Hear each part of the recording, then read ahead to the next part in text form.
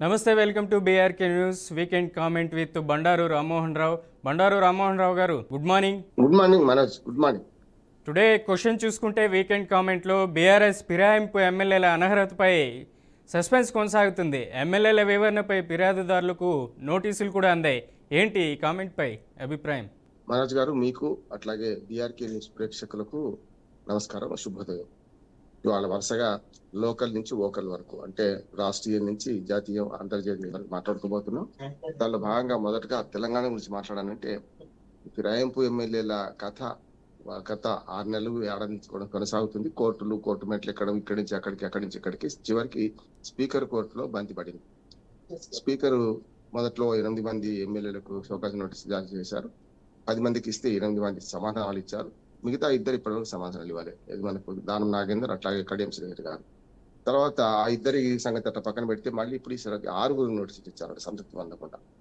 ముంజేతికి అంకడానికి అర్థం ఎందుకు అన్నట్టు, వాళ్ళేమో మొదలేమో కాంగ్రెస్ కండువా, తర్వాత దేవుడి కండువా, ఇప్పుడేమో జాతీయ జెండా రంగులు ఉన్న కండువా అంటున్నారు. జాతీయ జెండా రంగు ఎర్రగా ఉండదు, కాషాయం. అది మీద కాషాయం, మధ్యన తెలుపు, దానిలో ధర్మచక్రం, కిందనేమో మనకు ఆకుపచ్చ ఉంటుంది. కనుక జాతీయ జెండా రంగు అంటే జాతీయ జెండా రంగులే మార్చేస్తున్నాం మనం. చాలా వరకు చూస్తున్నారు, చూడండి మీరు, సాఫ్రాన్ అంటే మీద కాషాయం వాడాలి, కానీ భారతీయ జాతీయ జెండాలో చాలా వరకు రంగుల తేడా కూడా కనపడుతుంది మనకు. అంటే అది తప్పు కూడా, చట్ట ప్రకారం నేరం కూడా. అటువంటి జాతీయ జెండా అంటున్నారు. జాతీయ జెండాకు మరి నా ధర్మచక్రం ఉండాలి, కాంగ్రెస్ జెండాకు అయితే చేయకుంటుండాలి. ఇవన్నీ ప్రజలకు అందరూ తెలుసు. బహిరంగంగా ఇప్పుడు బొమ్మికలు మెల్ల వేసుకున్న వాళ్ళు మాంసాహారుడు, బొమ్మికలు మెల్ల వేసుకున్నట్టు వాళ్ళు ఇప్పటిదాకా అదే పని చేసిండ్రు. కానీ ఇప్పుడు ఏమంటున్నారు, వేటు పడుతుందని భయానికి వాళ్ళ అడ్డగోలుగా వాదనలు చేస్తున్నారు. అది అందరికి తెలిసిందే, కానీ ఇది ఇంకా కొనసాగుతుంది. మళ్ళీ ఇప్పుడు 6 ఇష్యూ చేశారు. దాని తర్వాత ఎదురు వాళ్ళకేమో ఆ ఎమ్మెల్యేలకు, ఫిరాయించిన ఎమ్మెల్యేలకు 15 రోజుల టైం ఇచ్చి, వాళ్ళు సమాధానాలు ఇచ్చినా ఇవ్వకుండా 3 రోజుల టైంలో ఇటు పక్కన బీఆర్ఎస్ ఫిర్యాదుదారుడికి శిక్ష విధించే విధంగా 3 రోజులు ఇదేమన్నారు. మొత్తం మీద అటు ఇటు అయింది. ఇప్పుడు ఏం చేస్తారో చూడాలి. స్పీకర్ అనర్హత వేటుకు విధించినా కూడా, నా ఉద్దేశం ప్రకారం మనోజ్ గారు, వరుసగా చూసుకుంటే ఈ ఎపిసోడ్ ఇంకొక సంవత్సరమైనా కొనసాగుద్దాం అంటున్నాను. మొదటి నుంచి చెప్తున్నాను, పంచాయతీ ఎన్నికలు ఎట్లా వాయిదా పడతాయి అంటున్నాను. నేను జోస్యం చెప్పడమే రాజకీయ వ్యూహం ఎట్లా ఉంటుందో చెప్తున్నాను. స్పష్టంగా ఇవాళ ఏదైతే అనర్హత వేటు పడితే, వేటు పడ్డ ఎమ్మెల్యేలు కోర్టుకు పోతారు, వేటు పడకపోతే వేయలేదని కోర్టుకు పోతారు. పోనీ ఇక్కడ single bench, double bench, full bench ఇవన్నీ అయిపోయిన తర్వాత సుప్రీంకోర్టుకి వెళ్తారు. ఈ కాస్త పుణ్యకాలం కాస్త ఇప్పటికీ రేపు ఇంకో 22 నెలలు అయిపోయింది ప్రభుత్వం ఏర్పడి, ఇంకో 22 నెలలు అయితే అయిపోతుంది. కీలకథం దుకాణం అంటారు. కనుక ఫిరాయింపుదారుల విషయంలో చట్టంలో స్పష్టంగా ఏదైతే ఆ లొసుగు ఉందో దాన్ని తీర్చుకుంటే కష్టం. స్పీకర్కి అధికారం కాకుండా ఎన్నికల కమిషన్కి అధికారం ఇవ్వాలి. ఒక బీఫామ్ మీద పోటీ చేసి ఇంకో పార్టీలో చేరినా సస్పెండ్ చేసిన ఆ పార్టీ, ఏది ఒరిజినల్ పార్టీ సస్పెండ్ చేసినా కూడా వాళ్ళు ఏం చేయాలంటే వెంటనే అనర్హత వేటు విధించాలి. దీనికి మంచి ఉదాహరణ చెప్తాను నేను. ఇవాళ 2 సంవత్సరాల కంటే ఎక్కువ శిక్ష పడ్డ వాళ్ళు ఆటోమేటిక్ 2 కంటే అంతకంటే ఎక్కువగా శిక్ష పడ్డ వాళ్ళ పదవి ఎంపీ కానీ, ఎమ్మెల్యే కానీ, ఎమ్మెల్సీ కానీ పోతుంది కదా. చట్టం అట్లా తయారు చేసుకున్నాం కదా. రాహుల్ గాంధీ పదవి అట్లాగే పోయింది. తర్వాత అప్పీల్ పోవడం వల్ల మళ్ళీ వెనక్కి వచ్చారు. నెలల ముందే, పార్లమెంట్ రద్దయ్యే ముందే. కనుక అట్లా చూసి లక్షద్వీప్ ఎంపీ కూడా పదవి పోయింది, ఆయన కూడా అప్పీల్ పోతే మళ్ళీ వెనక్కి వచ్చారు. ఏమంటున్నానంటే, ఇట్లా చట్టంలో పగడబంది ఏర్పాట్లు ఉంటే తప్పదు. ఇంకోటి, ఎలక్షన్ కమిషన్ కి అప్పచెప్పాలి. ఫిరాయింపుల చట్టంలో స్పీకర్ అధికారం పక్కన పెట్టి, ఎలక్షన్ కమిషన్ అయితే కోర్టుల పరిధిలోకి వస్తుంది. ఇమ్యూనిటీ ఉండదు. అసెంబ్లీలు, మన చట్టసభలు, వీటికి ఉన్న ఇమ్యూనిటీ దానికి ఉండదు. చట్టసభల ప్రకారం ఏదైతే చేయొచ్చో అదే రకంగా మరి ఆ అధికారాన్ని ఇటు పక్కన స్పీకర్ బదులు తీసేసి ఎలక్షన్ కమిషన్ కి అప్పచెప్తే బాగుంటది, నేషనల్ ఎలక్షన్ కమిషన్ కు. అప్పుడు మాత్రమే చట్టంలో సవరణ చేయడానికి ఎవరు ఒప్పుకోవడం లేదు.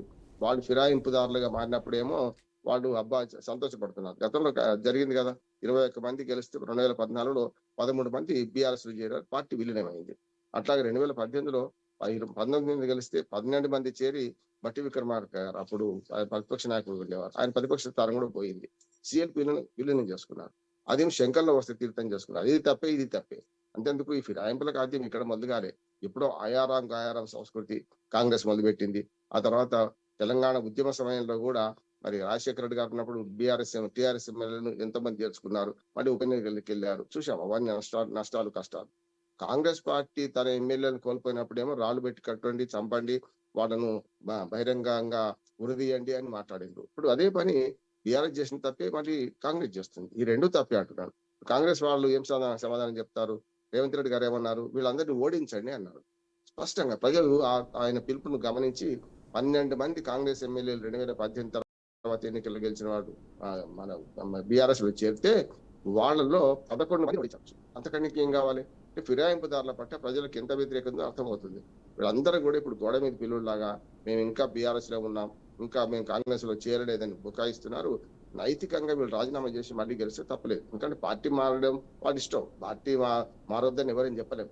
కానీ మారినప్పుడు ఏం చేయాలంటే తనకు ఏ పార్టీ అయితే బీఫామ్ ఇచ్చిందో, ఏ ప్రజలైతే ఏ పార్టీ అని ఓటేశారో వాళ్ళని గుర్తించి వాళ్ళ తీర్పును గౌరవించి, అయ్యా నేను ఈ పార్టీలో ఉండలేను, పక్క పార్టీలోకి పోతున్నాను, ఇంకో పార్టీలోకి పోతున్నాను, నేను పార్టీ పెట్టుకుంటున్నాను అన్నప్పుడు నేను రాజీనామా చేయాలి కదా. ఆ రకంగా నైతిక విలువలు పాటిస్తే మంచిది. నైతిక విలువలు పాటించడం దగ్గర నిస్సిగ్గుగా వలవలు ఊడగొడుతున్నారు కనుక ఇప్పుడు చట్టంలో మార్పు రావాలని నేను కోరుతున్నాను. మొదటి నుంచి కూడా పార్లమెంట్ సాక్షిగా ఫిరాయింపుదారు చట్టంలో గతంలో మార్పులు తీసుకొచ్చుకున్నాం. రాజీవ్ గాంధీ తయారు చేసినప్పుడు రాజీవ్ గాంధీ ఇంప్లిమెంట్ చేయాలని ఈ పార్టీ ఫిరాయింపుల చట్టం ఇప్పుడు కాదు, కాంగ్రెస్ పార్టీ ఆద్యం కదా, ఆనాడే ఒక మంచి రూల్ పెట్టారు అందరూ. అంటే 1/3 కనుక పోతే ఫిరాయింపు కిందకి లెక్క రాదు. అంటే ఒక చిన్న ఉదాహరణ చెప్తారు. మనోజ్, 3 ఎమ్మెల్యేలు ఉన్నారు, 3 ఎంపీలు ఉన్నారు అనుకున్నా ఆ పార్టీలో. ఈ 3 ఎంపీలలో కానీ 3 ఎమ్మెల్యేలలో ఒక్కరు పోతే ఫిరాయింపు చట్టం కింద రాకపోయేవాళ్ళు. చాలా తక్కువ కదా మెజార్టీ.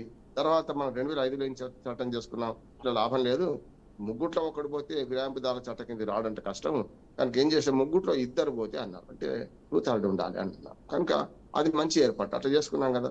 ఇప్పుడు కూడా చిన్న మార్పే. అంటే మీరు ఫిరాయింపు చట్టం కిందకి 2/3 ఉంటే కాదు కదా. ఇప్పుడు 39 మంది ఎమ్మెల్యేలు గెలిచారు బీఆర్ఎస్ కు, 2 చనిపోయారు, 37 మిగిలిండ్రు. ఈ 37లో 26 మంది తప్పనిసరి కావాలి కదా. 26 మంది అయితే ఫిరాయింపు చట్టం కిందకి రారు, 10 మంది చేరిండ్రు. కనుక ఈ ఫిరాయింపుల చట్టంలో స్పష్టంగా ఒక మార్పు ఏంటంటే, వెంటనే వాళ్ళు కండువా కప్పుకున్నారా లేకుంటే ఏమైనా వాళ్ళు స్టేట్మెంట్ ఇచ్చారో పార్టీ ఫిర్యాదు చేస్తే వెంటనే విచారణ జరపాలి. వితిన్ 3 months తేల్చిపడేయాలి, అటో ఇటో, అంతకంటే ఎక్కువ ఉండొద్దు. దాన్ని ఎలక్షన్ కమిషన్ అప్పచెప్పడం సాధ్యమైతే, లేకపోతే ఈ ఎపిసోడ్ నాకైతే తెలిసి ఇంకో 2-3 ఏళ్ళు కొనసాగుతుంది. కోర్టుల చుట్టూ తిరుగుతాం చూడండి. రామ్మోహన్ గారు, అలాగే ఇక్కడ ఒక ఇంట్రెస్టింగ్ టాపిక్ ఉంది. అదేంటంటే దాదాపు 10 మంది ఎమ్మెల్యేలు బీఆర్ఎస్ నుంచి కాంగ్రెస్ పార్టీలోకి వెళ్ళారు, కాంగ్రెస్ పార్టీలోకి ఫిరాయింపుల పాల్పడ్డారు అని కూడా చెప్పడం జరిగింది. అందులో 8 మంది ఎమ్మెల్యేలు జాతీయ కండువా కప్పుకున్నామని స్పీకర్కి ఇవ్వడం జరిగింది. ఇక 2 ఎమ్మెల్యేలు, స్టేషన్ గన్పూర్ ఎమ్మెల్యే రాజయ్య కడియం శ్రీహరి, అలాగే ఖైతాబాద్ ఎమ్మెల్యే దానం నాగేందర్ వివరణకు కాస్త సమయం అడిగారు. ఈ ఇద్దరు కూడా ఎటువంటి రీజన్ స్పీకర్కు ఇచ్చే అవకాశం ఉంటుందంటారు? ఇంకా ఏముంది, నిస్సిగ్గుగా దొంగలు దొరికిపోయారంట నేను మాట అంటున్నాను. ఎందుకంటే ఒక ఆయననేమో ఇంకా అసలు అనర్హత వేయబడడానికి వీళ్ళిద్దరి మీద చాలా పూర్తి ఆధారాలు ఉన్నాయి. దానం నాగేందర్ గారు ఎమ్మెల్యేగా బీఆర్ఎస్ ఎమ్మెల్యే గెలిచిండు. తర్వాత వెంటనే పార్లమెంట్ ఎలక్షన్లలో కాంగ్రెస్ పార్టీ టికెట్ మీద పోటీ చేసి ఆ పదవికి రాజీనామా చేయకుండా పోటీ చేసి, ఇంతకంటే ఇంకా ఆధారం కావాలి కనుక వాళ్ళు ఇవ్వలేకపోతున్నారు. కడియం శ్రీహరి గారు తన కూతురు కోసం కాంగ్రెస్ కండువా కప్పుకొని డైరెక్ట్ గా కాంగ్రెస్ పార్టీకి ఓటేయండి అని ప్రచారం చేసిండు. ఇంకా అంతకంటే ఏం కావాలి? సమస్య కదా, ఇద్దరు అనర్హత ఎప్పుడో పడాల్సిందే. మిగతా విషయాల్లో కూడా కండువా కప్పుకున్నాం, ఏం కండువా అనే సమస్య వస్తుంది. మనం ఇది అసలు అనైతికం అంటున్నాను నేను కదా. రాజీనామా చేసి మళ్ళీ ప్రజాక్షేత్రంలో పోతే గెలుస్తారా ఓడతారా ప్రజలు నిర్ణయిస్తారు కదా. మా ఓటుతో గెలిచి మా పలానా పార్టీ అని మేము గుర్తించి ఓటేస్తే ఎందుకు పోయారని ప్రజలు అడుగుతున్నారు కదా. అందుకని ఒక మాట చెప్పాను, గతంలో కాంగ్రెస్ పార్టీలోకి మన బీఆర్ఎస్ పార్టీలోకి చేరిన కాంగ్రెస్ పార్టీ ఎమ్మెల్యేలు 12 మంది, సబితా ఇంద్రారెడ్డి ఒకరు గెలిచారు, మిగతా వాళ్ళందరూ ఉడగొట్టాను కదా ప్రజలు. అంత వ్యతిరేకత ఉంది ఫిరాయింపుదారుల మీద ప్రజలకు. కనుకనే ఇప్పుడు వీళ్ళు ఈ చెప్పాను కదా, మొత్తం అంతా మాట్లాడుకుంటే ఏంది గుడుగుడు గుంచెం గుండె రాగా నడుస్తున్నది. ఈ 8 మంది ఎమ్మెల్యేలు పోవాల్సిన వాళ్ళే.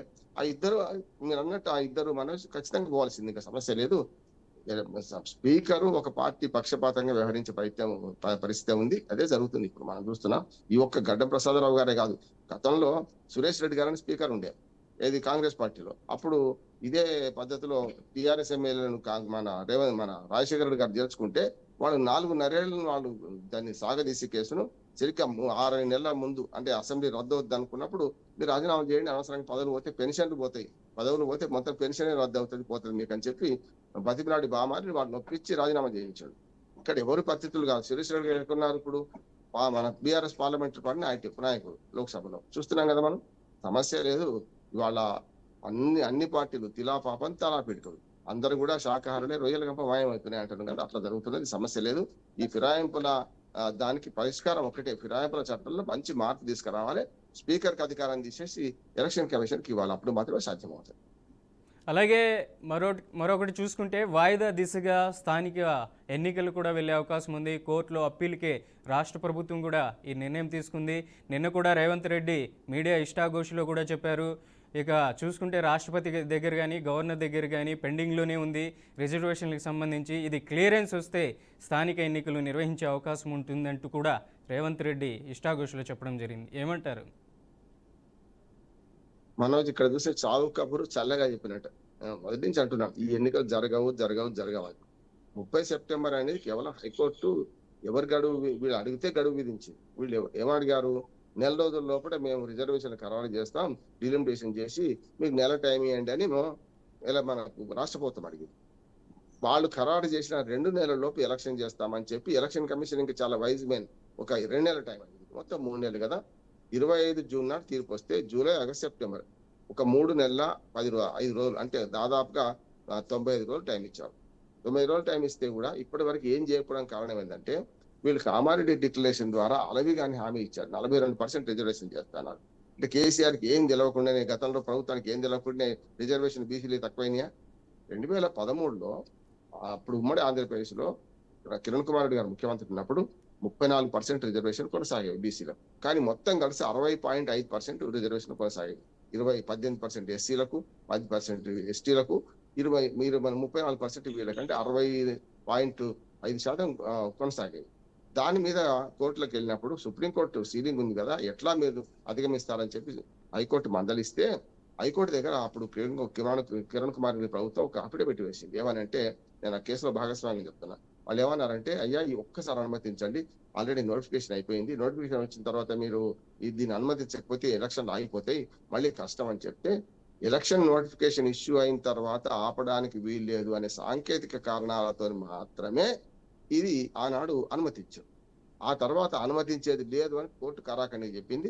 2018 తర్వాత పంచాయతీ ఎన్నికలు పోయే ముందు కేసీఆర్ గారు కూడా అప్పుడు ప్రభుత్వం కూడా హైకోర్టుని ఆశ్రయించింది. అయ్యా ఈ వాళ్ళొకసారి మాకు చేయండి, తెలంగాణ వచ్చిన తర్వాత మొట్టమొదటి ఎన్నికలు ఈ పంచాయతీ ఎన్నికలు కనుక అనుమతించండి అంటే ససే మీరా కాదని చెప్పి హైకోర్టు కొట్టివేస్తేనే, డివిజన్ బెంచ్ కూడా పోతే కొట్టివేస్తేనే, సుప్రీంకోర్టు దాకా పోతే కొట్టేస్తేనే అప్పుడు ఏం చేశారు, తప్పనిసరి రిజర్వేషన్ బీసీలే తగ్గించాల్సి 23%.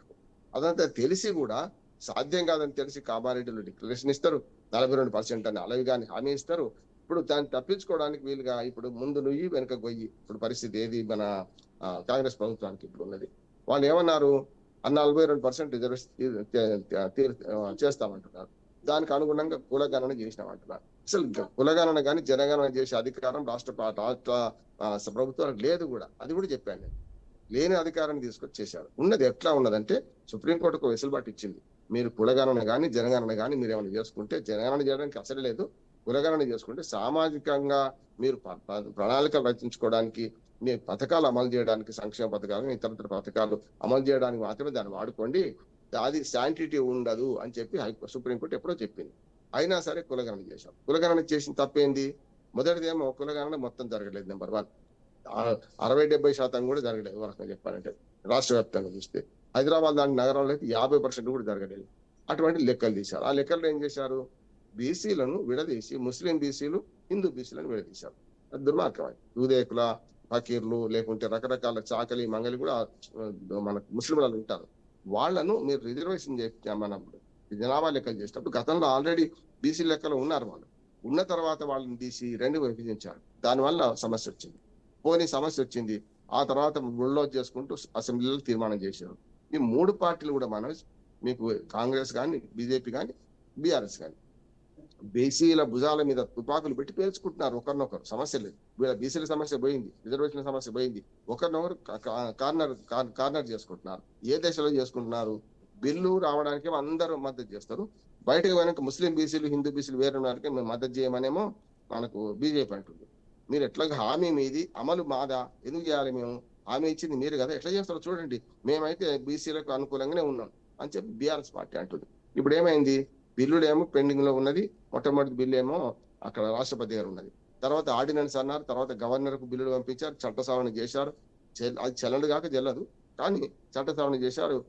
గవర్నర్ కూడా అక్కడికి కేంద్ర ప్రభుత్వానికి పరిశీలన కోసం పంపించండి. అయిపోయింది కదా, కీలక అతను దుకాణం బంద్. అప్పటి నుంచి నేను ఏమంటున్నా అంటే ఇవాళ ఏదైతే రేవంత్ రెడ్డి మాట్లాడిండో అసెంబ్లీ సాక్షిగా రేవంత్ రెడ్డి గతంలో ఏమన్నారంటే ఈ బిల్లు అమలు కాకున్నా, బిల్లు చట్టం కాకున్నా మేము మా పార్టీ పరంగా రిజర్వేషన్ ఇచ్చుకుంటాం అన్నారు. అది కూడా తప్పే.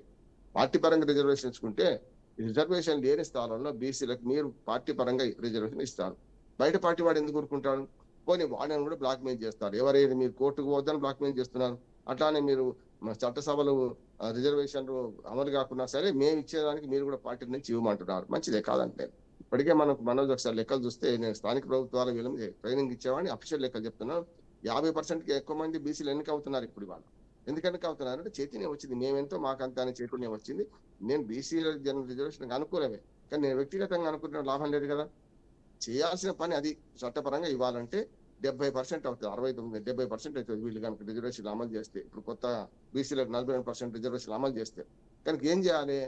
చట్టం చేయాలి. చట్టం కాదన్నప్పుడు వీళ్ళు సొంతంగా ఇస్తామంటున్నారు కదా, అది కూడా సాధ్యం కాదంటున్నారు. సొంతంగా ఇస్తే ఇండిపెండెంట్లు కానీ ఇతరత్రులను ఎవరిని ఆపుతారు మీరు? అక్కడ బీసీ రిజర్వేషన్ లేదు, మీరు రెడ్డి నిలబడతారు ఒక ఆయన తీసుకొచ్చి. అప్పుడు ఏం చేస్తారు అంటే అందరినీ నియంత్రిస్తారా? కనుక పార్టీ పరంగా ఇవ్వడం కూడా వీలు కాదు. ఇప్పుడు పరిస్థితి కాంగ్రెస్ పార్టీ పరిస్థితి ఎట్లా ఉందంటే ముందు పోయి వెనక పోయిలాగా ఉన్నది. ఎన్నికలు వాయిదా పడితే చెప్పుకొచ్చినా అదే జరుగుతుంది. మన రేవంత్ రెడ్డి గారు నిన్న చావు కబురు చల్లగా చెప్పిండ్రు. ఇప్పుడు ఏం చేస్తారంటే పార్లమెంట్ లో చట్టం పెండింగ్ లో ఉంది, రాష్ట్రపతి గారి పెండింగ్ లో ఉన్నది.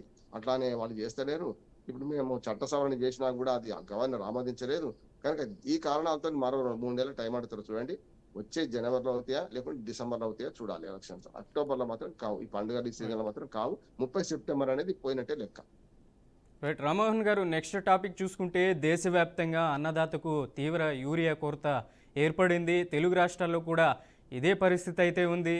దాదాపు మనం చూసుకుంటే నిన్నటి రోజున అసెంబ్లీలో ఆంధ్రప్రదేశ్ శాసనసభలో ప్రతిపక్షం అయితే హాజరు కాలేదు. శాసన మండలిలో వైసీపీ ఎమ్మెల్సీలు కూడా చర్చకు పట్టుబట్టారు. యూరియాపై స్పీకర్ పోడియం చుట్టూ కూడా వైసీపీ ఎమ్మెల్సీలు యూరియా కొరత మీద చర్చ చేపట్టాలంటూ కూడా నిన్న శాసన మండలిలో వైసీపీ ఎమ్మెల్సీలు పదే స్పీకర్ పోడియం చుట్టూ చుట్టుముట్టారు. ఇట్లాంటి పరిస్థితుల్లో వీళ్ళు వాకౌట్ కూడా చేశారు. ఏంటి ఈ యూరియా కొరత మీద కేంద్ర రాష్ట్ర ప్రభుత్వాలు ఎటువంటి నిర్ణయం తీసుకునే అవకాశం ఉందంటారు? యూరియా కొరత మీద కూడా స్పష్టంగా కేంద్ర ప్రభుత్వం వైఫల్యం కనపడుతుంది. రాష్ట్రాలు కూడా ముందస్తు జాగ్రత్త తీసుకోవడం జరుగుతుంది. ఇప్పుడు గత 10 ఏళ్ళుగా, అంతకుముందు ఆంధ్రప్రదేశ్లో చూసుకుంటే 5 ఏళ్ళు 2014 నుంచి 19 దాకా మనకు తెలుగుదేశం కూటమి ప్రభుత్వం ఉన్నది కదా, ఎన్డీఏ కూటమి ప్రభుత్వం ఉన్నది.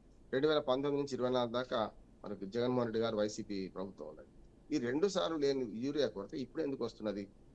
వీళ్ళు ఎన్నికైనా మొదట్లో వేరు పోయినసారి, కానీ ఈసారి అయితే 1 ఇయర్ అయిపోయింది కదా.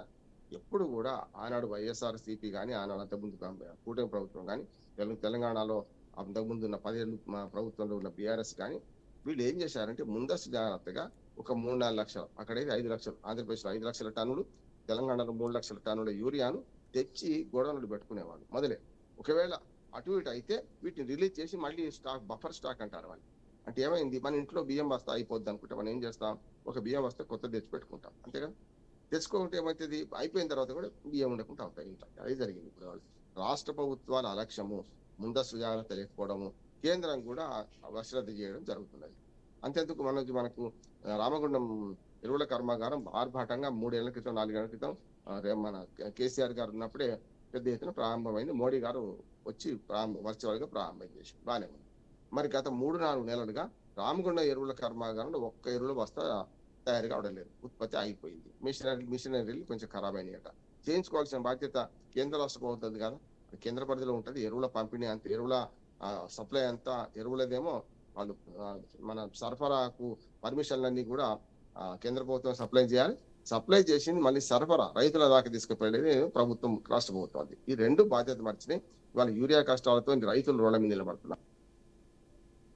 రైట్ రామ్మోహన్ గారు, అలాగే చూసుకుంటే ఏపీ లిక్కర్ స్కామ్ కేసు అనేది అగ్గి రాజేసుకుంటుంది. ప్రధానంగా చూసుకుంటే 4 రాష్ట్రాల్లో ఈడీ సోదాలు కూడా నిర్వహించింది. తాజాగా వైఎస్ జగన్ సోదరుడు వైఎస్ అనిల్ రెడ్డి ఇంట్లో కూడా చెన్నైలో సోదాలు నిర్వహించింది. ఇప్పటికే దీంట్లో చాలామంది వరకు జైల్లో ఉన్నారు. దాదాపు 6 మంది ఉన్నారు. చెవిరెడ్డి భాస్కర్ రెడ్డి కావచ్చు, బాలాజీ గోవిందప్ప, రాజ్ కసిరెడ్డి, ఇట్లాంటి వాళ్ళు. మిథున్ రెడ్డి కూడా రిమాండ్ ఖైదీగా దాదాపు 60 రోజుల పాటు రాజమండ్రి సెంట్రల్ జైల్లో ఉన్నారు. తాజాగా 2 రోజులు కస్టడీకి కూడా తీసుకున్నారు. 4 గంటల పాటు సిట్ కూడా విచారించింది. ఏమంటారు దీనిపైన? విదేశాలకు భారీ ఎత్తున ముడుపులు తరలి వెళ్ళాయి. ఈ కుంభకోణం అయితే పెద్ద కుంభకోణమే, ఎన్నికల ఖర్చు కోసం ఈ డబ్బంతా పోగు చేశారు అనేసి టీడీపీ ఆరోపిస్తుంది. వైసీపీ ఏమో ఉత్తుత్తుగా తెర మీదకి ఈ లిక్కర్ స్కామ్ కేసును తెస్తున్నారని వైసీపీ చెప్తుంది. ఏమంటారు రామ్మోహన్ గారు? తిరాపాపని తలా పెడతాడు. మైన్స్ మైను అట్లా శాండ్ ఈ వీటిలలో పెద్ద ఎత్తున అన్ని ప్రభుత్వాలు చేస్తున్నాయి, చూస్తున్నాం కదా. ఇవాళ టీడీపీ ప్రభుత్వంలో కూడా ఒక ఎమ్మెల్యే బాగా ప్రాచుర్యంలో ఉన్న నాయకుడు ఏమంటున్నాడు, మీరు వాటర్ బాటిల్ అమ్మితే నాకు 20 రూపాయలు ఇంటికి పంపించాల్సి అంటుంది. డైరెక్ట్ గా మీరు ఎంత కమ్ముకుంటారో నాకు సంబంధం లేదు, మీరు పంపించాల్సి అంటున్నారు. ఇవాళ వైన్ లో కుంభకోణాలన్నీ అప్పుడైనా ఇప్పుడైనా ఎమ్మెల్యేలు సాగిస్తున్నారు. దొరికితే దొంగ, దొరకకపోతే దొర. ఇక దీనికి వస్తాను నేను. లిక్కర్ స్కామ్ లో 20,000 కోట్లను ఓడంటాడు, 3,000 కోట్లని ఓరంటారు, ఇంకొక 30,000 కోట్లు అంటారు. అసలు మొత్తం దేశంలో లిక్కర్ స్కామ్ ఢిల్లీలో కానీ తమిళనాడులో జరిగిన దానికంటే 10 రెట్లు ఎక్కువ, 100 రెట్లు ఎక్కువ, 1000 రెట్లు ఎక్కువ అని మాట్లాడుతున్నారు. దీనిలో తీగలు ఆగారు, డొంక కదులుతలేదు, ఇంకా కూడా నడుస్తూనే ఉంది. నా ఉద్దేశం ఏంటంటే పార్టీలు మనకు పరస్పర ఆరోపణ చేసుకుంటూ మీడియా పార్టీల ఇన్వెస్టిగేషన్ ఎక్కువైంది అంటున్నారు. నిజంగా సిట్ సరిపోదు. మనకు సిట్ అనేది రాష్ట్ర ప్రభుత్వం ఆధ్వర్యంలో నడిచేది. ఎట్లా మన కక్ష పూర్తి చర్యలు ఉంటాయి, చూస్తున్నాం కదా. గతంలో మనకు స్కిల్ స్కామ్స్ కేసులో చంద్రబాబు నాయుడు గారిని 53 రోజులు జైలుకి పంపించారు. ఏమైంది ఆ కేసు సంగతి? ఏమైనా తెలిసిందా? అప్పుడు కూడా సిట్టే వేశారు కదా. నేనేమంటున్నానంటే ఇందులో ఈడీ ఇన్వాల్వ్ కావాలి. ఎందుకంటే మనీ ఇన్వాల్వ్ అయింది కదా. 12 బాక్సులు దొరికినాయి, 11 కోట్లు దొరికినాయి. ఇంకో బాక్స్ సంగతి ఎవరు చెప్తలేడు, ఆ బాక్స్ లో ఏముందో చెప్తలేదు. 12 బాక్సులు దొరికినప్పుడు కోటి రూపాయలు చొప్పున ఒక్కొక్క బాక్స్ లో అడ్జస్ట్ చేసినప్పుడు ఈ ₹1 పోలీసులు తీసుకున్నారా, లేకపోతే ప్రభుత్వం ఇన్వెస్టిగేషన్ అధికారులు తీసుకున్నారా, లేకపోతే ఏం జరిగింది? పెట్టలేదు. ఆ బాక్స్ లో ఏముంది? ఇప్పటికీ చిదంబరం రహస్యాన్ని మిగిలిపోయింది. ఒకటి. రెండోది కూడా ఏమవుతుందంటే వీళ్ళు చేసే పనులన్నీ కూడా ఆరోపణలు ప్రత్యారోపణలో విజయసాయి రెడ్డి గారు మొదటి బయట పెట్టారు. ఏమనంటే మొదట్లో కమిటీ ఉండేది లిక్కర్ దాని మీద, నేను అందులో 3 నెలలు ఉన్నా కలిసి, ఆ తర్వాత వాళ్ళు నన్ను బయటకు పంపించారు, నేను కూడా అందులో నాకు ఏం తెలుస్తలేదు అని చెప్పి నేను బయటకు వచ్చేసాను అన్నాడు. విజయసాయి రెడ్డి క్లూ ఇచ్చిన దాని ప్రకారం మెల్లమెల్లగా అందరినీ అరెస్ట్ చేసుకుంటూ వచ్చారు. అందులో గమ్మత్ ఏంటంటే బిగ్ బాస్ ఎవరు అని ఇప్పటికి ప్రశ్న. బిగ్ బాస్ ఎవరు? జగన్మోహన్ రెడ్డి అని చెప్పి పార్టీలు డైరెక్ట్ బహిరంగంగా ఆరోపిస్తున్నాయి. ఇప్పుడు రుజువు కాకుండా నిందితులను నేరస్తులు మార్చడం అనడానికి వీల్లేదు కనుక ఏం జరుగుతుందో చూద్దాం. మొత్తం మీద లిక్కర్ స్కామ్ ఇట్లా అంటే సాగ తీసుకుంటూ పోయి ఎన్నో నడిపిస్తారో తెలియదు కానీ ప్రభుత్వాలు ఒకరి మీద ఒకరు, అంటే ఆనాడు ప్రతిపక్షం ఇవాళ ప్రభుత్వంలో ఉన్న వాళ్ళు గత ప్రతిపక్షాన్ని ఎత్తేయడానికి కానీ చేస్తున్నారు. నేను స్పష్టంగా ఈడీ ఇన్వాల్వ్ అయితే తప్ప ఇందులో నిజాలు వెల్లడిగావు. డబ్బులు కూడా ఇన్వాల్వ్ అయ్యాయి. డిజిటల్ పేమెంట్స్ లేవు, కేవలం ప్రభుత్వ షాపులలో డబ్బులు చెల్లించి తీసుకున్నారు. డిజిటల్ పేమెంట్స్ 20% దాటలేదని చెప్పి ఈ ప్రభుత్వం ఆలోచిస్తుంది. ఇప్పుడు డిజిటల్ పేమెంట్ తీసేసారుగా, ఉన్నాయి కదా. ఇప్పుడు ఏం చేయాలంటే అదే ఏరియాలో ఉన్న షాప్ లో ఇప్పుడు ఎంత అమ్మకాలు ఉన్నాయి, అప్పుడు వాళ్ళు ఎంత తక్కువ అమ్మారు అనేది కావాలి కదా. ఆనాడు జగన్మోహన్ రెడ్డి గారు మంచి ఆశయం ప్రకటించిన, నేను కూడా హర్షించిన, వ్యాసం రాసిన నేను కూడా సీనియర్ జర్నలిస్ట్ గా. ఏమనంటే మద్య నిషేధం అయిపోవాలంటే మొదటి నియంత్రణ కావాలి, తర్వాత నిషేధం. రైట్, నిషేధించి ఎవరు ఏం చేయలేరు. సుప్రీంకోర్టు కూడా గతంలో మాట అన్నది, ఏది కూడా కొన్ని మానవ బలహీనతలు ఉంటాయి, వ్యభిచారము, మన అవినీతి కానీ, లేకపోతే మనకు మద్యపానం కానీ, లేకపోతే ఇట్లాంటివన్నీ కూడా మనం నిషేధించి ఆపలేము, నియంత్రించాలి, చాలా దొరకకుండా చేయాలని చెప్పింది. అది పక్కన పెట్టి నిషేధిస్తామన్నారు.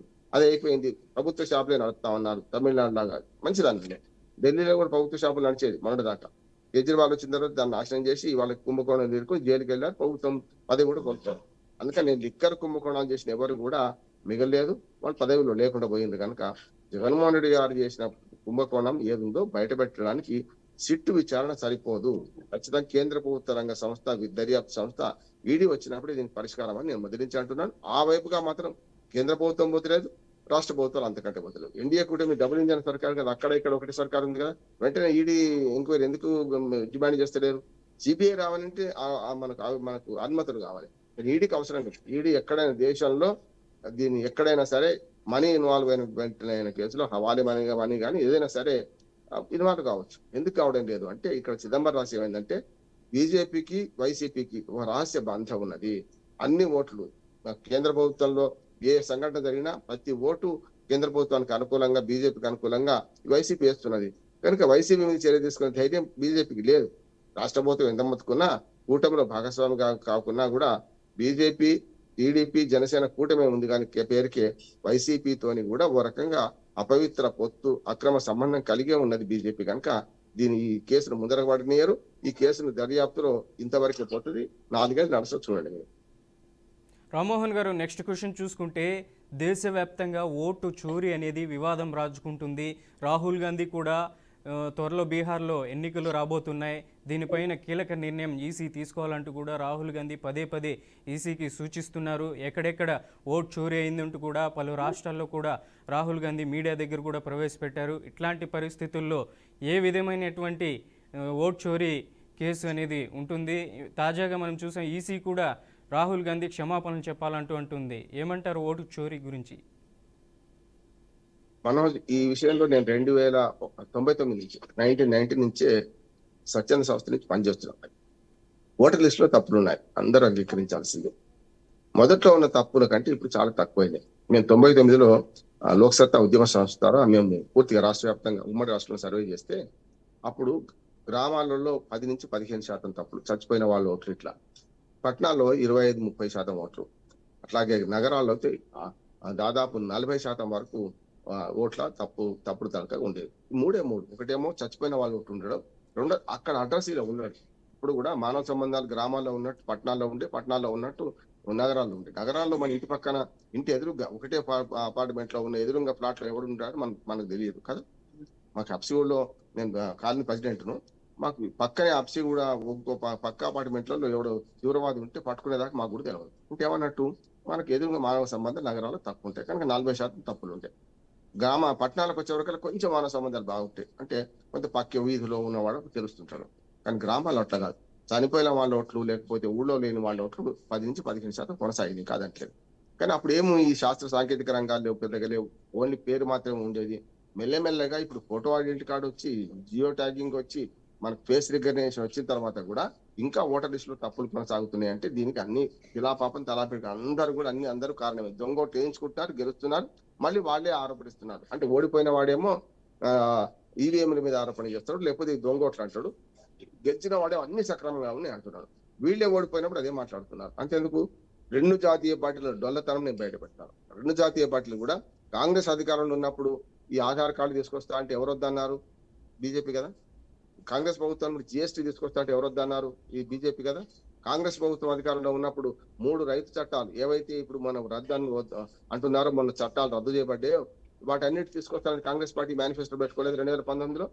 వాళ్ళు వద్దన్నది వాళ్ళ ముద్దయింది వీళ్ళకు. అంత బీజేపీ అన్ని ఇంప్లిమెంట్ చేసుకుంటూ వస్తుంది. అందుకనే ఇప్పుడు పార్టీలు ఎట్లా ఉన్నాయంటే తాము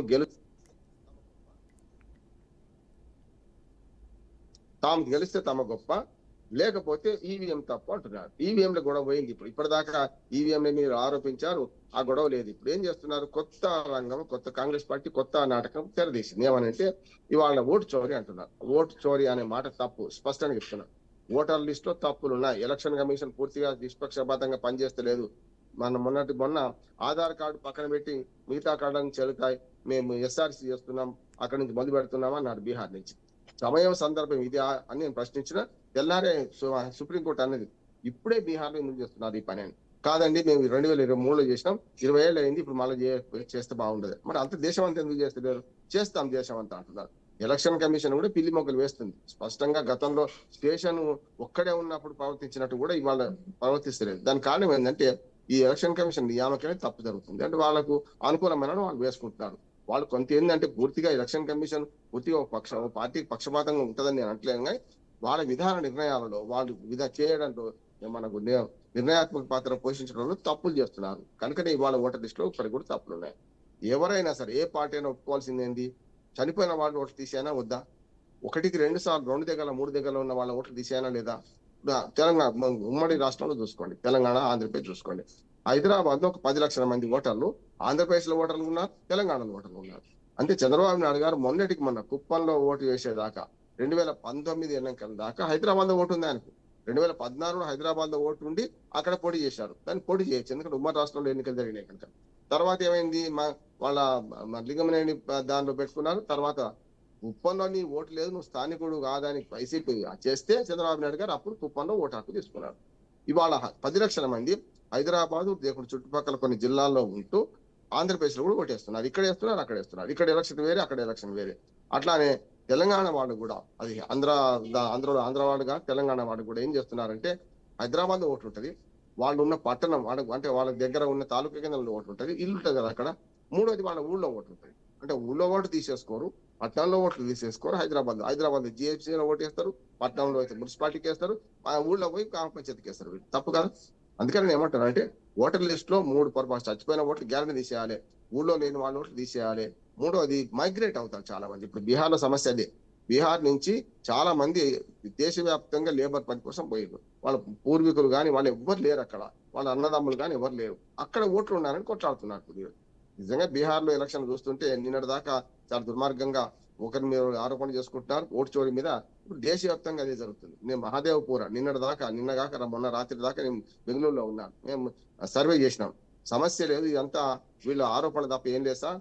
ఓటర్లు ఉన్నారు, తప్పుడు ఓటర్లు ఉన్నాయి, లేకపోతే రోహింగ్యాలకు కూడా ఓటు ఇచ్చారు, ఇది కాదంటలే. కానీ మహాదేవ్పూర్ లో 1,00,000 ఓట్లు పోవడం వల్ల మేము ఓడిపోయినాం, గెలిచినామంటే కర్ణాటకలో అంతకుముందు ప్రభుత్వం ఎవరున్నారు? బీజేపీ ఉన్నప్పుడు, బీజేపీ ఓడిపోయిన తర్వాత సంవత్సరానికి కదా, ఆ 9 నెలలకు కదా ఎన్నికలైన పార్లమెంట్ ఎన్నికలు. మరి అప్పుడు కాంగ్రెస్ పార్టీ అధికారంలో ఉంది కదా రాష్ట్రంలో. మరి ఎవరు ఓటు చెవులు చేసినట్టు? అంటే అందరూ శాకాహారుడే, రొయ్యల గంపలు ఎందుకు మాయమవుతున్నాయి అంటే ఈ దొంగ ఓట్లు, ఈ తప్పుడు ఓట్లతోనే వీళ్ళందరూ గెలుస్తున్నారు. అవి ఉండాలని కోరుకుంటున్నారు. గెలిచిన వాడేమో మా గొప్ప సమస్య లేకపోమంటాం, ఓట్ల వాడికి ఇప్పుడు ఈవీఎంలు తప్పిపోయింది, ఇప్పుడు కొత్తగా ఓటు చోరీ అంటున్నారు. ఓటు చోరీ అనే మాట కరెక్ట్ కాదు. ఎన్నికల సంస్కరణలో భాగంగా ఈ ఓటర్ లిస్టు సంస్కరణ జరగాల్సిందే. దీనికి ఒకటి ఆధార్ కార్డుతో లింక్ చేయాలి. మేము మొదటి నుంచి బతుకుంది ఏంటంటే ఆధార్ కార్డుతో లింక్ చేస్తే మనోజ్ పేరు మీద ఒకటే ఆధార్ కార్డు ఉంటది కదా.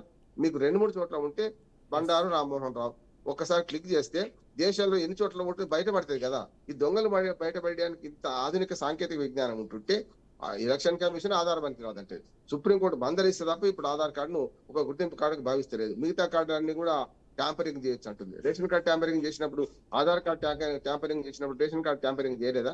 అందుకనే ఎలక్షన్ కమిషన్ చాలా పిల్లి మొక్కలు వేస్తుంది. ఇది తప్పు. వాళ్ళకు తగ్గట్టుగా రాజకీయ పార్టీలు తయారయ్యాయి. ఇప్పుడు ఎలక్షన్ కమిషన్ సమర్థించుకునే క్రమంలో బీజేపీ ఉన్నది, వాడేదో మంచివాడని. ఎలక్షన్ కమిషన్ పూర్తిగా తప్పుపట్టే దేశంలో కాంగ్రెస్ పార్టీ ఉన్నది. ఈ 2 పార్టీలు, జాతీయ పార్టీలు ఇవాళ చట్టం విషయంలో తప్పు చేస్తున్నాయి. ఆధార్ కార్డు లింక్ చేసి జియో ట్యాగింగ్ చేస్తే అందరు అక్రమార్కుల ఓట్లన్నీ పోతాయి. 97 కోట్ల ఓటర్లు ఉన్నారు. ఇవాళ 140 కోట్ల ప్రజలు, 97 కోట్ల మంది ఓటర్లు ఉన్నారు. 75 కోట్ల మంది దాటొద్దు. అంటే 40% 18 లోపల 0 to 18 ఇయర్స్ 40% ఉన్నారు. అంటే 60% ఉండాలి దేశ జనాభాలో. మరి 70 కోట్లు దాటొద్దు కదా ఓటర్లు. ఎందుకు దాటిండ్రు? మిగతా వాళ్ళందరూ నేను చెప్పిన 3 చోట్ల ఓట్లు ఉన్నాయి, దొంగ ఓట్లు ఉన్నాయి, చచ్చిపోయిన వాళ్ళు ఉన్నారు. వీళ్ళందరినీ తీసేస్తే తప్ప సాధ్యం కాదు. ప్రక్షాళన చేయాల్సిందే. దేశవ్యాప్తంగా ఎస్ఆర్సీ జరిగితేనే ఈ ఓటర్ లిస్టుల ప్రక్షాళన జరుగుతుంది. రైట్. రామ్మోహన్ గారు, తమిళనాడులో TVK party cine hero Vijay కొత్తగా పార్టీని స్థాపించారు. అలాగే ప్రస్తుతం డిఎంకే పార్టీ అధికారంలో ఉంది. ఏఐడిఎంకే, డిఎంకే, అలాగే టీవీకే పార్టీ. ఎలా ఉంటుంది రాబోయే ఎన్నికల్లో ఈ 3 పార్టీల భవిష్యత్? తమిళనాడు రాజకీయాలు ఇప్పుడు కూడా మనకి జాతీయ పార్టీలు కనుమరుగైపోయినాయి. అక్కడ గతంలో కామరాజు నాడారు ఉన్నప్పుడు, ముఖ్యమంత్రిగా ఉన్నప్పుడు వేరు.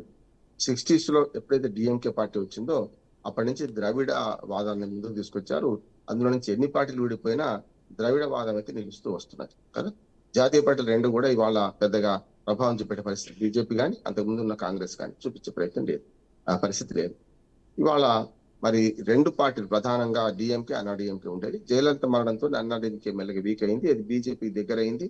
మెల్లమెల్లగా బీజేపీ దగ్గర అయిపోయి ఇప్పుడు ఎటు కాకుండా పరిస్థితి తయారైపోయింది. కన్నీరు సెల్వంగా మిగిలిపోయింది. ఆయనేమో ఇటు పక్కన విజయ్ పార్టీ వైపు చూస్తున్నారు అంటున్నారు. ఏం చేస్తారో తెలియదు. రెండోది, విజయ్ పార్టీ కంటే ముందు కూడా అసలు నిజంగా సినిమా రాజకీయాలు, సినిమా నటులు రాజకీయాలు రావడం బాగా అలవాటు అక్కడ అయిపోయింది. అది ద్రవిడ పార్టీలు వచ్చిన తర్వాత కరుణానిధి, ఎంజి రామచంద్రన్, జయలలిత ఇట్లా చూసుకుంటే అనేక మంది పార్టీలు పెట్టారు, తీసేశారు కూడా. అంతేందుకు పార్టీ పెట్టకుండానే మధ్యలో డ్రాప్ అయింది రజనీకాంత్. నీతి మక్కలు అని చెప్పి మనకు కమల్ హాసన్ పార్టీ పెట్టారు. ఆయన కూడా పార్టీ నడపలేని పరిస్థితి వచ్చి మొన్న బీజేపీతో కాంప్రమైజ్ అయిపోయి మన రాజ్యసభ సభ్యుడిగా ప్రమాణ స్వీకారం చేశారు. విజయ్ ఏంటంటే నేను కొంచెం ఆశపడుతున్నాను. ఎందుకంటే 3వ పార్టీకి వచ్చే అవకాశం ఉంటుంది అనుకుంటున్నాను. ఎందుకంటే గతంలో పవన్ కళ్యాణ్ కూడా ఇట్టే అన్నారు మన దగ్గర. పవన్ కళ్యాణ్ సినిమా నటుడు, ఆయనకి ఏం తెలుసు అని. గతంలో ఎన్టీ రామారావు ఇట్టే అన్నారు మన రాష్ట్రంలో. కొంచెం మనకు ఉమ్మడి మద్రాసు రాష్ట్రంలో మనం ఉన్నాం కనుక అట్లానే కొంతవరకు ఆ ప్రభావం పడుతుంది కనుక సినిమా నటులకు రాజకీయాలు ఎందుకని ఇందిరాగాంధీ ఎద్దేవా చేస్తే మరి ఎన్టీ రామారావు గారు అప్రతిహతంగా బ్రహ్మాండంగా 9 నెలలనే అధికారంలోకి వచ్చాడు. పార్టీ పెట్టిన 9 నెలల్లో చూసినాం మనం. అట్లా చూసుకుంటే ఇవాళ విజయ పరిస్థితి పవన్ కళ్యాణ్ లాగా కనిపిస్తుంది. అంటే మన దగ్గర చూసాం, ప్రజారాజ్యం పార్టీ పెట్టి 16% ఓట్లు 18 సీట్లు గెలిచిన చిరంజీవి గారు కూడా మళ్ళీ పార్టీని కాంగ్రెస్ లో కలిపారు. అట్లా చూసుకుంటే విజయ్ ఏంటంటే ఈ రెండు పార్టీల మధ్యన తను గ్యాప్ ఉందేమో చూస్తున్నాడు. ఆ వాక్యూమ్ ఉంటే మాత్రం వస్తుంది కనుక వాక్యూమ్ అయితే ఇప్పటికి లేదనిపిస్తుంది. కానీ అన్నాడీఎంకే వీక్ కావడం వల్ల అన్నాడీఎంకే ఒక మంచి నాయకుడు చరిస్మా ఉన్న నాయకుడు లేరు కనుక గతంలో శశికళ కొంత ప్రయత్నం చేసినా జయలలిత మరణం తర్వాత అది సాధ్యం కాలేదు కనుక ఇప్పుడు మిగతా అందరూ తప్పుకుంటే పవన్ కళ్యాణ్ లాగా కనీసం ఒక 5 ఏళ్ళు 10 ఏళ్ళు నిలబడితే చెప్పలేం. రేపటి ఎన్నికల్లో వెంటనే విజయ పార్టీ అధికారంలోకి వస్తుంది, ముఖ్యమంత్రి అవుతారని నేను అనలేదు. కానీ పవన్ కళ్యాణ్ అనుకున్నంత ఓపిక గతంలో తాను ఒంటరిగా కలిసి పోటీ చేస్తే ఏమైంది, ఒంటరిగా చేస్తే ఏమైంది, 2 చోట్ల ఓడిపోయారు కదా. అట్లానే ఇప్పుడు ఆయనకున్న చరిస్మాకు ఓట్లు పడతాయా లేవా అనేది కూడా ఆలోచన చేయాలి. ఇంతకంటే ముందు చాలా ప్రయత్నాలు చేయాలి. నేను కేవలం కమల్ హాసన్ రజనీకాంత్ చెప్తున్నాను, చాలా మంది ప్రయత్నాలు చేశారు.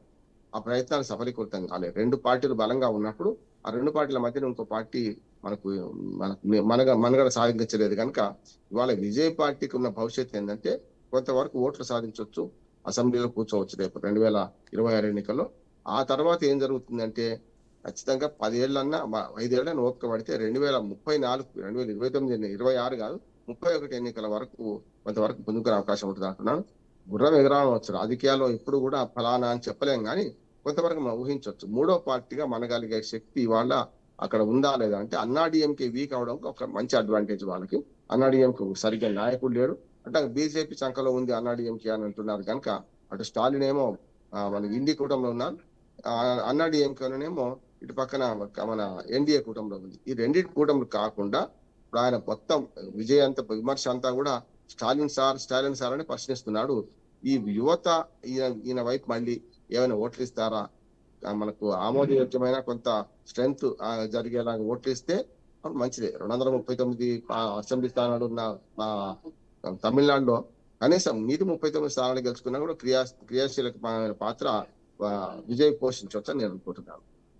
రామ్మోహన్ గారు, అలాగే బీహార్లో రాజకీయాలు ఎప్పుడూ విచిత్రంగా ఉంటాయి. త్వరలో ఎన్నికలు కూడా రాబోతున్నాయి. నువ్వా నేను సీఎం అంటూ ఇండియా కూటమి కాంగ్రెస్ మధ్య నెలకొన్నటువంటి పరిస్థితుల్లో తాజాగా తేజస్వి యాదవ్ని సీఎం అభ్యర్థిగా ఎన్డీ కూటమి అనౌన్స్మెంట్ చేసింది. ఇక మరోవైపు చూసుకుంటే జేడీఎస్ బీజేపీ ఆల్రెడీ కూటమిగా వస్తున్నారు. ఈసారి బీహార్లో మాత్రం ఈ ఆర్జేడీ కాంగ్రెస్ పార్టీ కన్నా అధికారంలోకి వస్తే జేడీఎస్ నితీష్ కుమార్ బీజేపీని వదిలేసే అవకాశం ఉంటుందంటారా? మనోజ్ గారు, బీహార్ రాజకీయాలు చాలా విచిత్రంగా ఉంటాయి. ఇప్పటికి కూడా ఫ్యాక్షన్ రాజకీయాలు నడుస్తున్నాయి, కూటమి రాజకీయాలు నడుస్తున్నాయి. నితీష్ కుమార్ ఎప్పుడు కూడా ఏ కూటమికి నమ్మదగ్గ మిత్రుడు కాదు. మనం ఎప్పుడు అంటుంటే అమెరికా ఇట్లా నమ్మదగ్గ మిత్రులు మనకు కాదు, ఇట్లనే ఇక్కడ కూటమిలో ఒక కూటమి నుంచి ఒక కూటమి మార్చడంలో నితీష్ కుమార్ చాలా పిల్లి మొగ్గలు వేశారు. ఇప్పుడు ఎన్డీఏ కూటమిలో ఉన్నారు. నా జీవితంలో మళ్ళీ ఇండి కూటమికి పోను అని శపథం చేస్తున్నాడు. గతంలో సరిగ్గా ఇదే మాట గతంలో అన్నారు. ఇండి కూటమి నుంచి నేను ఎన్డీఏలకు పోను, దుర్మార్గమైన పార్టీ బీజేపీ అని గతంలో అన్నారు. కనుక ఆయన మాట మార్చడంలో ఏ మాత్రం ఎంత సిద్ధహస్తుడు అంటే అచ్చుగుద్దినట్టే నిన్నటిదాకా ఆయన మాట మర్చిపోతుంటారు. ఇక బీహార్ ఎన్నికలు ఇప్పుడు వస్తాం. ఒకటేమో ఎస్ఆర్సీ గోల జరుగుతుంది, ఒకటేమో వరకు చెప్పాలంటే వాడి ఓటు చోరీ దాని మీద పెద్ద ఎత్తున ఉద్యమం జరుగుతుంది.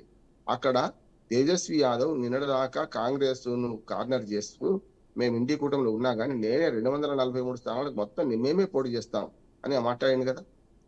243 స్థానాలకు పోటీ చేస్తామంటే కాంగ్రెస్ పార్టీకి ఒక్క సీట్ ఇచ్చేది లేదన్నాడు. ఎందుకు? కాంగ్రెస్ పార్టీ నుంచి ఓటు చోరీ మీద రాహుల్ గాంధీ మొన్నటిదాకా పర్యటన చేసిండు. దాంతో ఆ మొత్తం ఫలితం అంతా కొంతవరకు కాంగ్రెస్ పార్టీకి అది పోయింది, ప్రజల్లో పలుకుబడి పెరిగింది కనుక సీటు బార్గెనింగ్ అధికారం వాళ్ళకి ఎక్కువ ఉంటది, దాన్ని తగ్గించాలంటే నేను తిరగాలని ఇప్పుడు ఈయన కూడా తిరుగుతున్నాడు. బీహార్ రాష్ట్ర వ్యాప్తంగా తిరుగుతున్నారు, మంచిదే వద్దనే వాళ్ళు. కానీ ఇప్పుడు ఏమైందంటే అనివార్యమై రేపు సీఎం అభ్యర్థి ఎవరు అంటే మేము తర్వాత చెప్తాం అన్నారు. స్పష్టంగా బీజేపీ ఏమంటుంది, మేము ఇప్పటిదన్నా సీఎం ఇంకో సీఎం అంటున్నారు. నితీష్ కుమార్ని సమర్థిస్తున్నది. కానీ నితీష్ కుమార్ని కూడా ఈసారి బీజేపీ వాళ్ళు అధికారంలోకి వస్తే చెయ్యరు. అంతేందుకు బీజేపీ అత్యధిక మన ఎక్కువ సీట్లు గెలుచుకున్న పార్టీగా బీజేపీ ఫస్ట్ 86 సీట్లు గెలుచుకుంది బీహార్ పార్లమెంట్. మనం అసెంబ్లీలో మనకి 75 సీట్లు, ఒక్క సీటు తక్కువ మనకు నితీష్ కుమార్ మన తేజస్వి యాదవ్ వాళ్ళ ఆర్జేడీ గెలుచుకున్నది చూస్తున్నాం కదా మనం.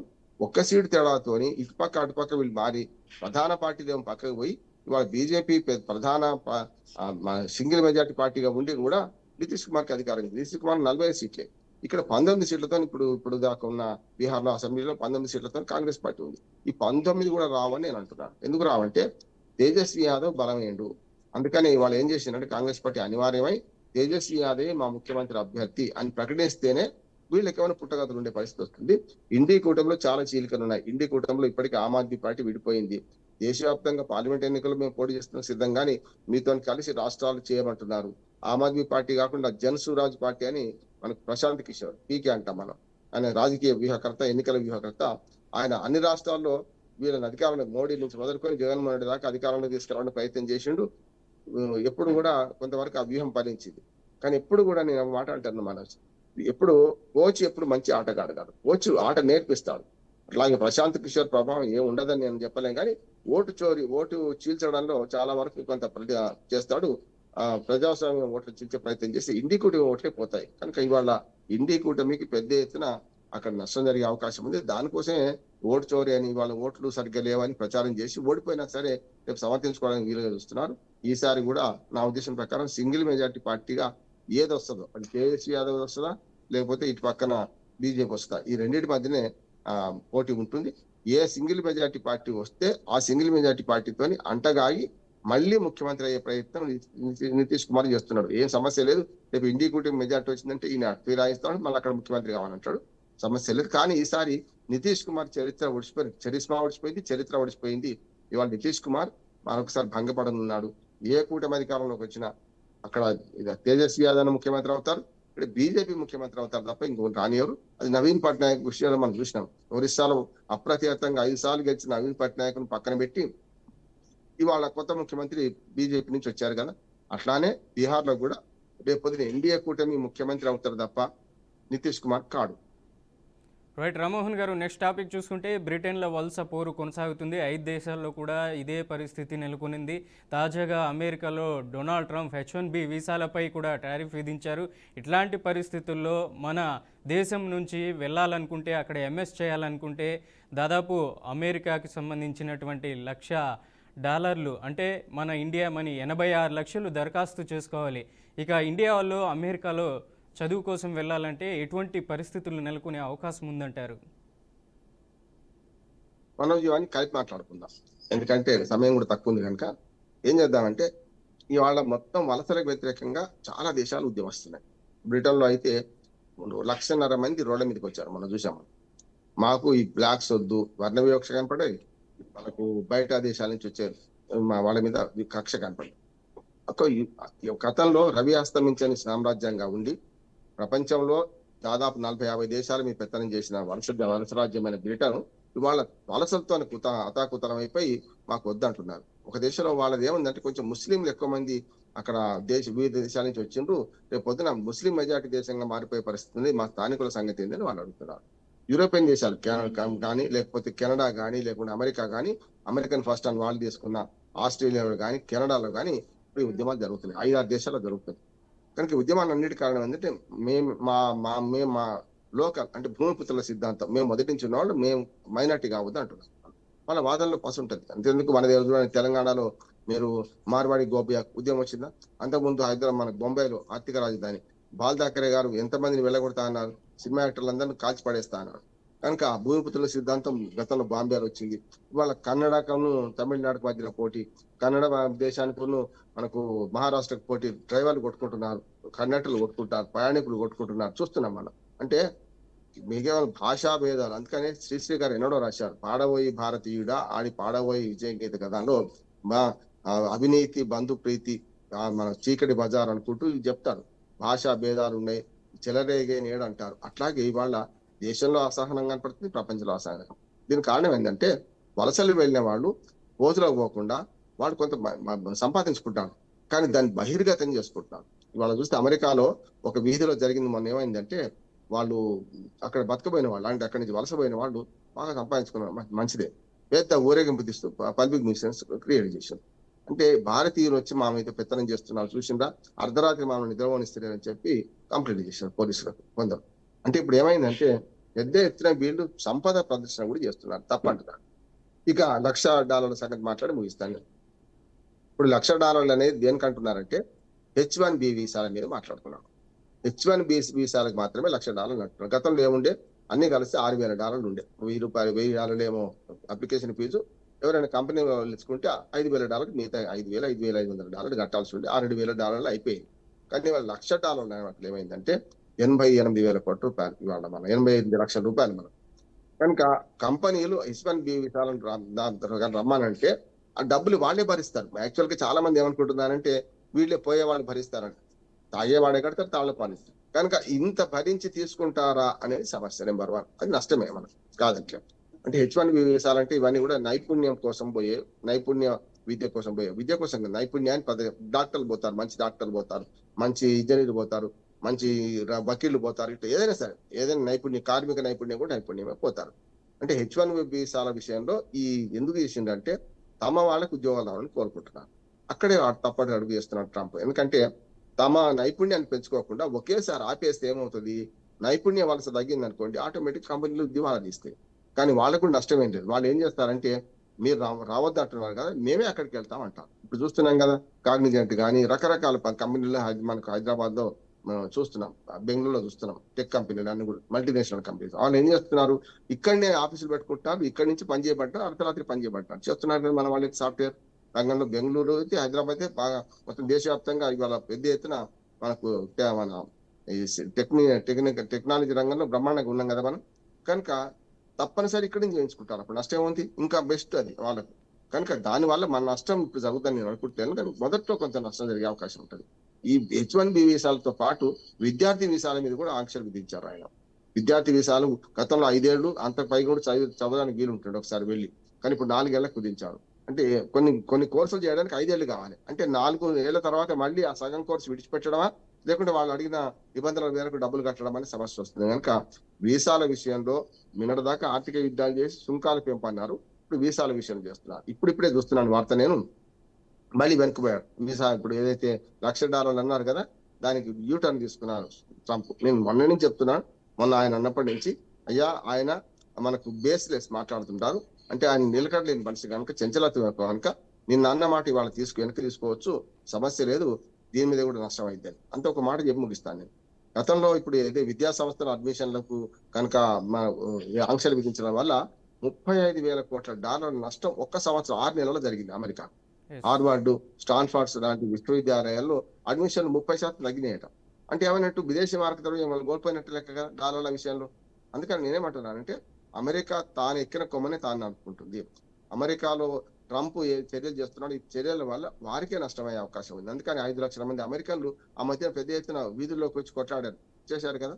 కనుక అసలు సంగతి వేరే ఉన్నది. అమెరికా మన భారతదేశం మీద పగబట్టడానికి 2 ఉన్నాయి. ఒకటి పైకి కనిపించేదేమో రష్యా నుంచి దిగుమతి చేసుకుంటున్నారు చమురు ఆపాలని, అట్లాగే ఆయుధాలు అక్కడి నుంచి చేసుకోవద్దని చెప్పి రైట్, అది పైకి కనపడుతుంది. కానీ లోపల సంగతి ఏంటంటే అక్కడి వ్యవసాయ ఉత్పత్తులు మన మీద అడుగుదామని చూస్తున్నారు. పాల ఉత్పత్తులు ఇట్లాంటివన్నీ మన దేశానికి ఎందుకు అనుమతించడం లేదని అంటున్నారు.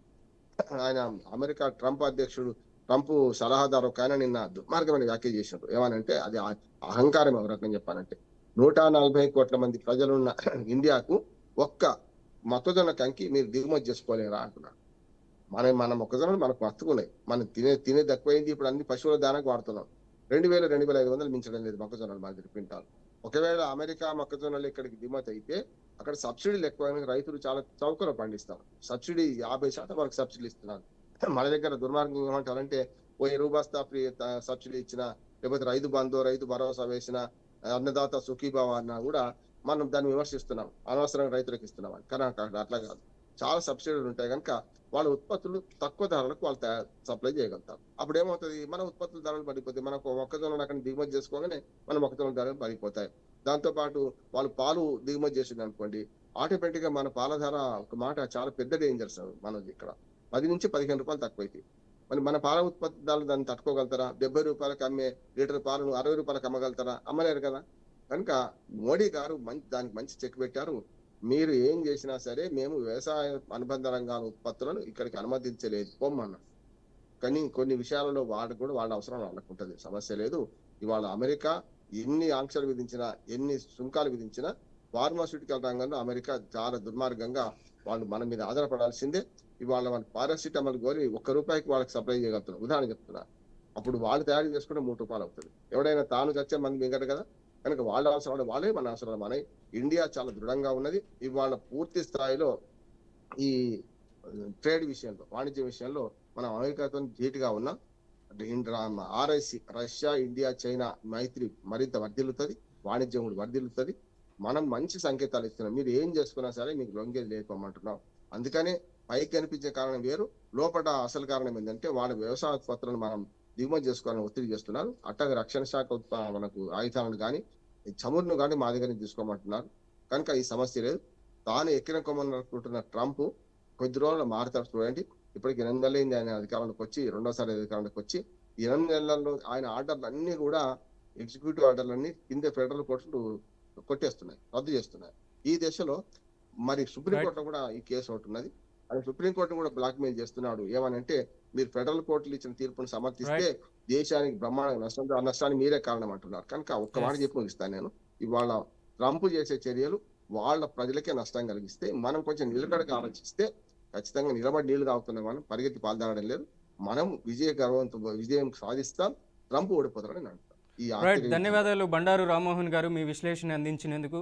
ఇది ఇవాల్టి ది ఫస్ట్ ఎడిషన్. రేపటి ఫస్ట్ ఎడిషన్లో మళ్ళీ కలుద్దాం. చూస్తూనే ఉండండి బీఆర్కే న్యూస్, తెలుగోడి సత్తా.